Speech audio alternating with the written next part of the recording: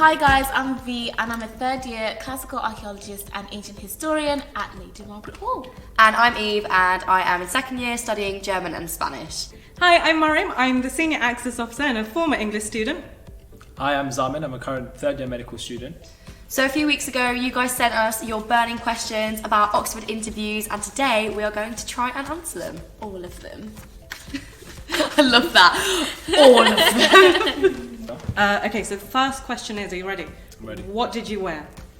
What did I wear? I wore like slim jeans, a jumper, not unlike this one.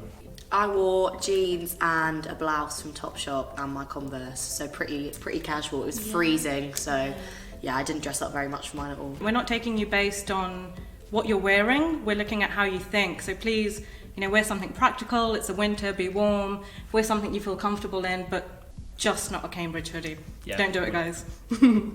So the next question is, what surprised you most about your interview? I think I was most surprised at how much of a two-way conversation it was. I thought it was going to be such a grilling where actually the whole thing was just me being guided and challenged, but it was very much like a two-way street sort of thing, and I wasn't just being asked questions until I didn't know the answer anymore, which really surprised me because I'd heard that it was like that. So yeah, I guess it's shocking that these teachers are human, guys. yes, They are human. Ready? What happens if I don't understand the question? Sorry, can you repeat that? What happens if you don't understand the question? Check, please. What happens if you don't understand the question?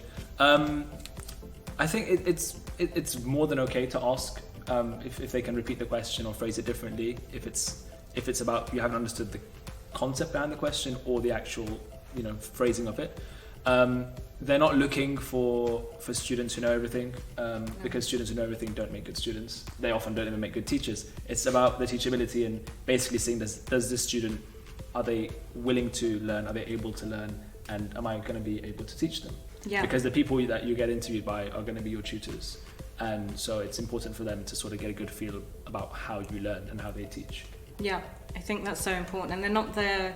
They're not looking to trip you up. Not at all. Not at all. They're there to guide you through the process, so you can probe them, they can probe you. I think they'd really appreciate it if you ask for some clarification, for sure.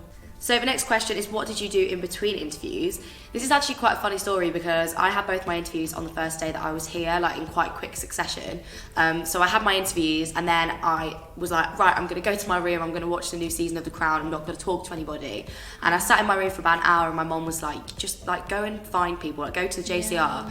And she forced me to go to the JCR, and I stayed on the phone with her, and then I walked into the JCR and I just said hi and hung up. And some of the people that I met in that JCR that day are some of my best friends now, whether they're here or at other colleges or at other universities. So go sit in the JCR.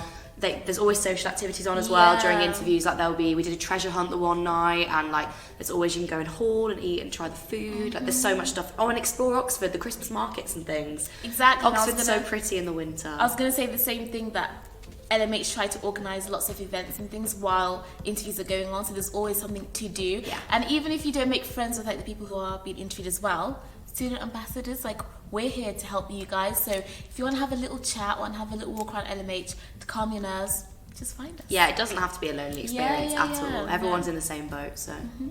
Right, so what were you most nervous about going in, and were you right to be nervous? Ooh, okay, that's a good question. I think for me personally, as a British Pakistani Muslim girl from Slough, from a state school where nobody had ever applied. Hijabi as well. Don't think they noticed. Okay. As a hijabi also, I think I went in thinking that I just wasn't the Oxford type, and actually there's no such thing. But I spent so much of my interview focusing on other people and their performance and whether they were the type and I wasn't, that I nearly shot myself in the foot. And actually I think it would have been so much better if I'd gone in just thinking, you know what, I deserve to be here as much as anybody else who walks through that door. Yeah, that would have just changed the narrative, and it's completely true, right? Absolutely. So basically, I was wrong to be nervous. Wrong to be nervous. Good. So my next question says, I'm really nervous about making mistakes and nerves getting the better of me. Help.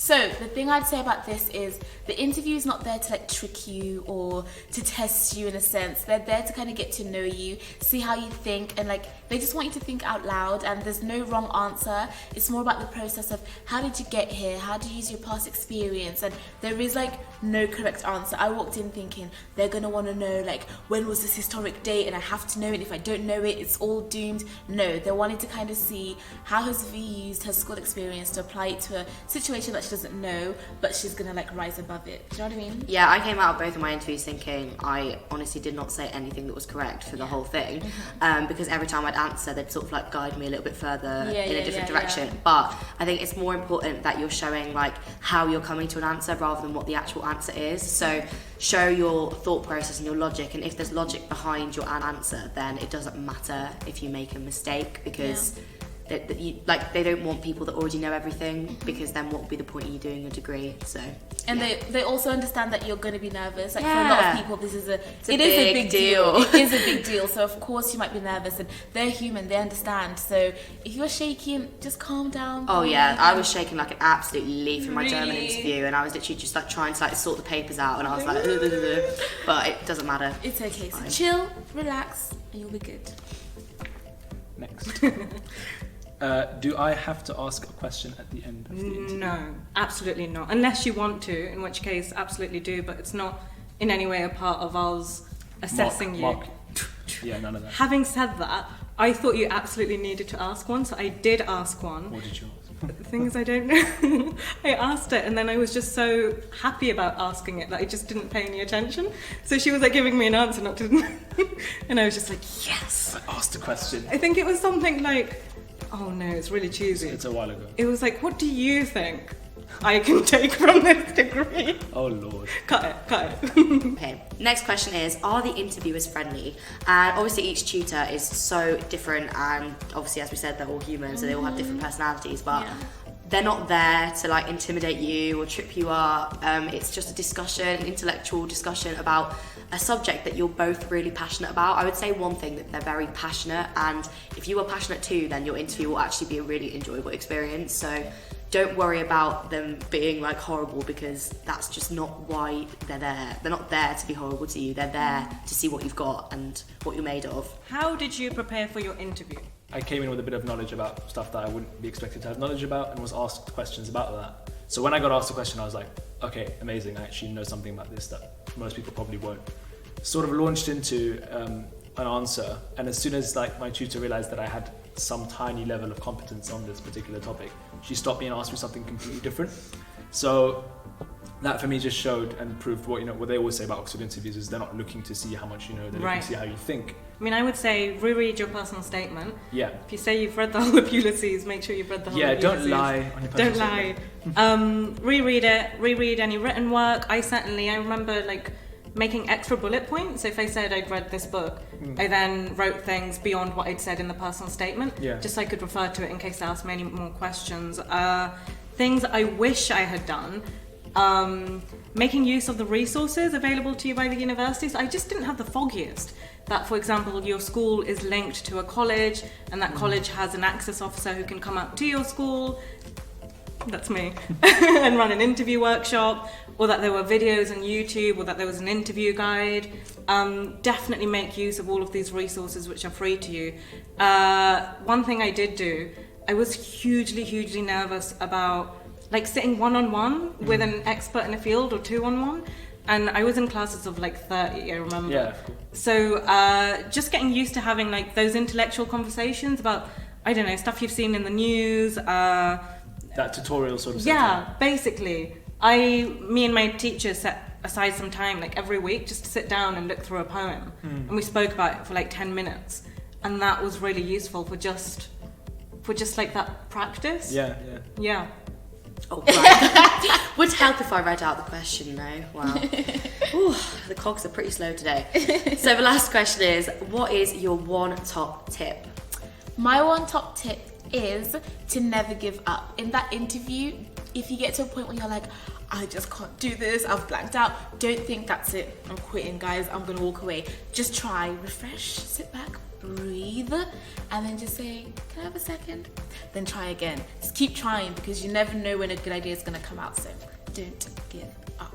And my tip would just be to back yourself. Like, you're in Oxford, you've been invited to an interview at Oxford University. Your application was so impressive that they want to see more from you, and to get to the point that you're already at, you've had to have worked so hard and achieved so much. So don't see this as a final hurdle to trip you up. See this as a chance to really show the culmination of your months of hard work and preparation. And just know that if you're there, you deserve to be here, and just go for it.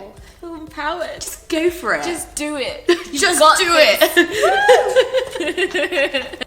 One top tip. Just okay. one. Just one. Okay, so I would probably say talk your thought process. Okay. If you're like me and you just talk a lot anyway, that's not too hard.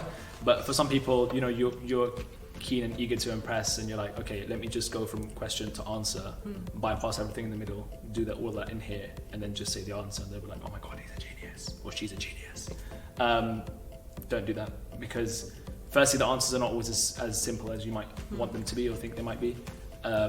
And the tutors, basically, if you talk your thought process, which is what they're interested in, they're not interested in the answer, they're interested in the means, not the ends. If you're sort of on the right track, they'll kind of keep pushing you along, and if you're not, then they'll sort of guide you into where they want you to think and how they want you to think about things. And there's no shame in that at all, in taking guidance at all. It's actually It's a part of the teaching process, right? And that's what makes you a good student. So yeah, definitely I'd say talk your thought process. Don't try and just do it all in there and get an answer.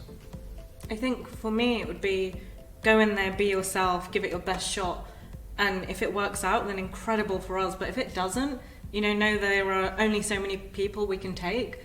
That Oxford isn't the be all end all, and that actually you're going to go somewhere else and be equally epic and smash it. Yeah, you can't let Oxford define you. Yeah, if absolutely. you study at Oxford, you are there, and if not, you're there. That's not how it works. I back that. You guys have got this. Woo! Can't even take myself. LMH continues. That's ours. It was a pleasure.